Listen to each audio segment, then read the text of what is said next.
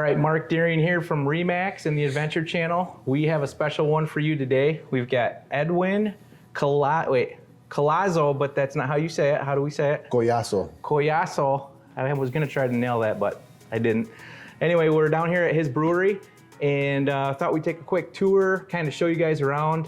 We're at City Belt, right downtown in the heat of everything. We'll get into that a little bit about how fun we've been using it lately, but let's start out with some basic questions and tell people kind of how you got started and all that. So how long has City Belt been a thing, and tell us a little bit about it? So we opened in May of 2017. Okay. So we're just about to hit 7 years. And before that, I was a financial advisor. And before that, I was a teacher. As a financial advisor, I didn't feel the passion that I feel. Sure. And I had a really good partner, and Dan Peterson was his name, and he was an animal. Okay. And he's why I quit, because he was so good. And I was like, I'm never going to be that good. I never want to be that good. And so I had an opportunity to join an already existing business plan.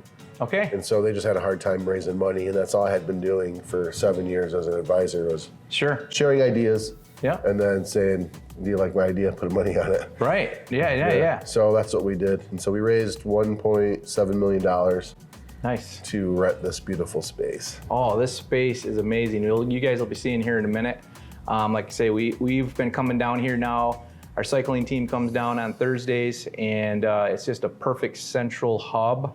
And the trails, I'm sure there's hikers, runners, bikers, people doing adventures and stuff coming. This is a perfect location. I mean, you can go right on a trail. Right on the trail. You can go to Millennium. You can go up to White Pine. We were talking about all the downtown stuff, and you can go to Kent Trails. Yep. But even if you're not, into that style stuff, you're still right by all the hot stuff down here. So. And right in a social district, so you can walk around with a beer. Let's talk about the beer, and let's talk about I've always wondered, as a beer connoisseur, brewery connoisseur, when the breweries hit the popularity, it's been years now, but as breweries, it really changed, I think, the beer drinking experience. You go to a bar or whatever, and you have a Bud Light or Miller Lite, and that was what you had, right? Well, then breweries came around, and then it's like, oh, there's this flavor, that flavor. You get to try different things, and now it's kind of fun when you travel and you hit different breweries. It's like, oh, what's their palate? What do they have? And you guys have an awesome selection. So. You're kind of some of the thoughts behind that, or how does that work? So I talked with our brewer, Patrick, about what we're hoping to see in the finished beer. At this point, so many of our beers have been brewed over the years, and so we've nailed some flavors and some brands that we want to keep like riding, because people recognize them. Exactly. And so, there's some that we'll tweak just to keep them progressive and new. Yep. But for the most part, we just have a conversation of what we're hoping to get out of an IPA or out of a stout. Patrick came from Upland, which is a huge brewery, and so they approach beer very differently than, they did 15,000 barrels. We do, I think we did 750 barrels last year. Okay. And so we can approach it differently because it's a smaller scale. So I'm always You can get more creative. Correct. Well, and they're not going to throw a pound per gallon of coconut in a beer. Right. Because they make such large amounts. Well, we can, and we do. Sure. And so those are conversations that we have. But ultimately, I rely on his skill set as a recipe designer and as a brewer to kind of make those things happen. I try not to get in the way too much. Sure. Yeah, it's a team effort, right? So you got to have all the good team members around you. So what are some of the pillars? What are some of the favorites that you guys kind of keep as household? Yeah, so on the lager side, we have a Czech Pilsner, Prague Underground. We won an award for that beer, for the beer label in USA Today. Okay. That's a beer that's heavily distributed for us. Sure. We just recently rebranded Alemania, which is a Mexican lager. That's the one I get on Thursdays. Yeah, and so that beer you'll actually start to see in distribution, which we're excited about. Fun. We've made 60 barrels of it in the last 30 days, and so we're gonna keep. So when you say distribution, for all of us that are not in, these are all questions I've always had, that aren't in brewery world, does that mean it hits the stores, or what does that mean? That's kind of exciting. So we have our distributor is M4.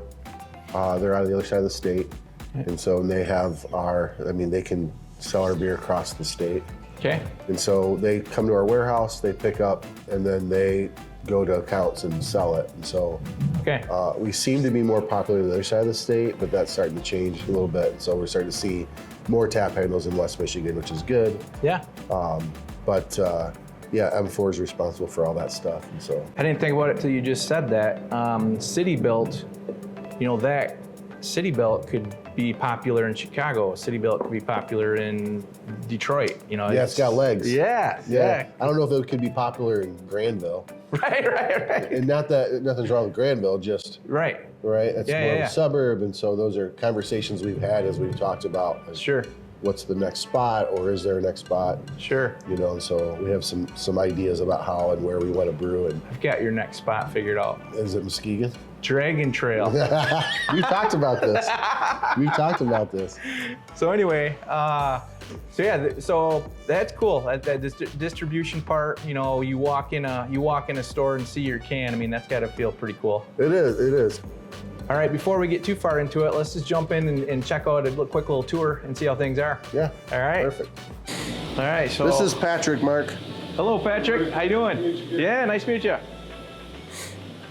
So this is a brew house. You just walked by 2 horizontal tanks. We typically use those for lagering beer.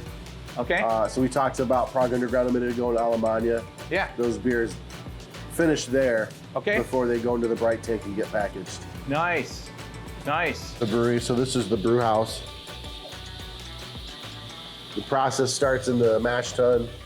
Well, the process starts in the hot liquor tank, which is basically how hot liquor tank is just water. Okay. So we just keep it hot there. Gotcha. And then we put grain and water in here, and we're just basically making oatmeal. And so we're trying to get all the sugar out of the grain. Okay. And so that's called saccharification. All right. And so it's pulling all the starch and converting it to sugar. Sits for about an hour. Okay. And then we boil off in water. So essentially we circulate it. Sure. Do this thing right here, that's called a grant. Okay. And there's a glass on both sides so they can look in and see like how much grain is getting through. Gotcha. And they don't want grain to go into the kettle. All right. Because it creates some off flavors. Okay. And so essentially they're circulating it to make sure they get a good rest on the grain bed. And then once they have that, then they push it into the kettle, and then we start to sparge. So essentially sparging is the last bit of our water. We give ourselves a budget. Okay. So we use the last bit of that budget to get the last bit of sugar out of the grain. So we're just trying to get as much efficiency as we can. So it goes water. Yep. Mash tun, kettle. From there to there automatically through different piping. Yep. So do some process pipe. And then we boil it in there. And so we can get from like 130 degrees to boiling in like 30 minutes. Okay. And then we use steam. So we have a boiler. So it's pretty efficient. Wow. And then from there, where do we go? So once we're done, so in the kettle is where we'll bitter it. So hops at some point, typically. When we're making hazy beer, that can be, it may not be. So like, we don't want bitterness in our hazy beer. Sure. So sometimes we'll wait till this whirlpooling. Basically, you're getting it ready to go into a fermenter. Okay. So we get the temp down to like 160 degrees, and then we'll drop hops. So the longer you cook hops, the more bitterness you get. That's how they do that, where they, and then the IBU or whatever comes into play. And so like when you put hops on the cold side, you get flavor and aroma. Okay. When you put them on the hot side, you get bittering and some flavor as well. Interesting. So, but this is like an 8-hour process from start to into the fermenter. And basically you take 212 degree wort. So now it's wort. Okay. What's wort? Wort is the precursor for beer. Okay. So it's just sugar water. Okay. And so we push it through there. We can get it down to about 70 degrees, and then we push it into one of these fermenters. Okay. And so we've got 6 fermenters. 4 of them are 10 barrels. These are the original fermenters, so these have been here since we opened. Okay. The brew equipment's moved around a little bit to accommodate the new equipment. And then we drop yeast and we're done. Wow. So everything's temp controlled. I mentioned earlier our glycol's on the roof. So the glycol will turn on or off based on what we need. And then there's little solenoids back there that call for. So let's talk about the food for a minute while we're walking through here. I love like I said out there to you, I got to venture off of the tacos because every time when you find something you like, you just show up and you eat that. Yeah. Tacos are amazing. I forget which one. I get the chicken. Yep, chicken tinga. And it's the corn shells. Yeah. And oh my gosh, and you get a side of the chips and the salsa. I mean, my mouth's starting to water just talking about it. It's amazing. But there's probably all kinds of other great items on the menu too. And the wife helps out with this? Yeah, so my wife, Sweet Kay, wrote the original menu. Okay. And then we had a chef, sous chef, the whole team prior to COVID. And then during COVID, we lost a lot of people. And then she took over in April, just because we weren't finding the talent that we needed. Sure. Or that we trusted. Right. And so she jumped back in here. We had made the mistake of going away from our Puerto Rican inspired food. Okay. And we're doing Creole, and people let us know right away they didn't like it by not showing up. Sure. And so we're like, all right, that was bad, let's go back. And so she put our menu back together, but also kept some of the things from the Creole menu. Sure. So like, Puerto Rican is kind of the inspiration behind it. Okay. Yep. And so while we were like raising money for the brewery, my wife and I were dating, and so she was learning how to make my family's food. Okay. And so like it was a test kitchen for 3 years, but we didn't realize we were a test kitchen for here. Isn't that funny how that works sometimes? Yeah, and so then we were like, well, we should have food, because the original business plan didn't call for food. And I was like, we have to have. Oh yeah. This isn't like opening a brewery in the late 90s, early 90s. Right. My experience is that my family started to like marry into Mexican families, into Cuban families, into other, right? My mom married into a German family after my dad and her divorced. And so to accommodate and be inclusive, we had all these foods at our table. Sure. And so I feel like that's kind of like a mixing pot. That's where you're mixing pot of different flavors. Yeah, one of our taglines or whatever is where cultures collide, and that's we see that happening in our food. Yeah, including the beer. All right, so now we're over here near the front. And by the way, speaking of the front, we'll do some B-roll over there and kind of show everybody, but we're right on the Grand River. I mean, this is as best as it gets for Grand Rapids. I don't know how many pictures I have with my bike right there and the bridge in the background. Oh, yeah.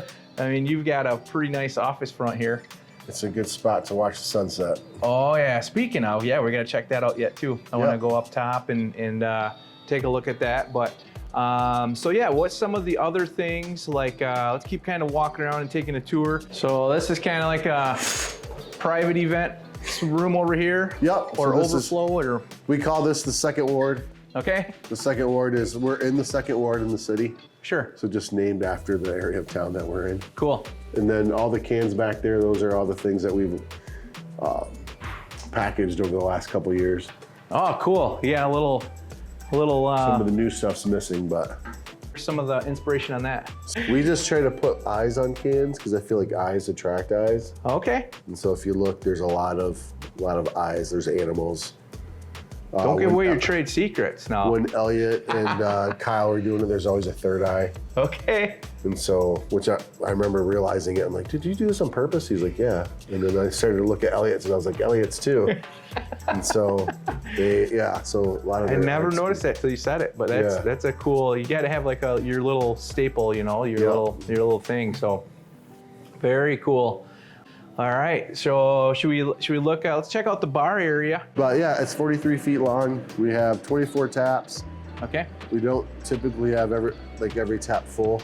Okay. In fact, as we see trends in beer, we're trying to actually offer less. Less is more sometimes. Yep. Yeah. And so get really good at a few of the mainstays and make those. Sure. Because those are in distribution as well. Sure. And then offer, still have a myriad of different beers, but not 20. Right. So get closer to 12 or 13, 14. Yeah. Do you guys does that window open up in the summer? Do you guys use that? Okay. Oh yeah, it's a good walk-up window. All the people, dogs, they come. Yeah. So we give dogs treats out that window, so now when they walk by, they pull their master towards the window. That's awesome. So that's awesome. So Pavlovian. Well, can we head up up top. Check that out. For sure. All right.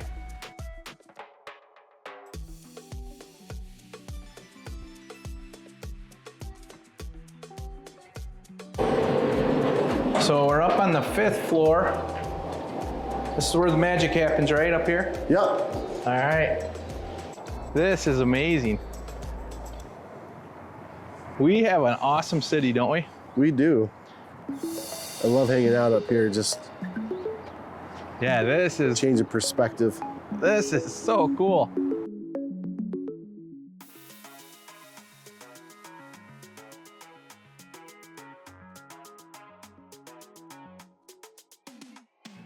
All right, Eddie, appreciate it. This has been awesome checking the place out. Thanks for coming. This is so cool. Like you say, we as a cycling team, as a Remax cycling team, and all of our friends, we love, you taking care of us. This place is super cool, but we can't leave without talking about what you're holding in your hand. Yeah, this is the Brewery of the Year for the West Michigan Food and Beverage Awards. So it's an industry award, and this is their 3rd year of doing stuff like this, and so that's huge. They just call their names out on Monday. I saw that on Facebook. Which is pretty sweet. So that is awesome. Congratulations. It's good to have the recognition. Yeah, all the hard work paying off, and so if you have not been down to City Belt, you got to come down here. It's right on the corner of Mason and Monroe. You're right on the river. You can come down here. You can take a walk, take the family for a walk, take a bike ride, whatever. It's a great location. Great food, great beer, great people. This is a really cool spot, and we appreciate what you're doing for the community. Thank you. All right, thank you. Cheers, man. Yeah, cheers.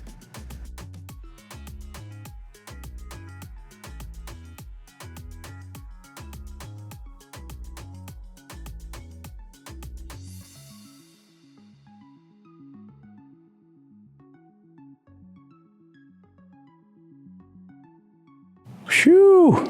City Belt Brewing Company. Some good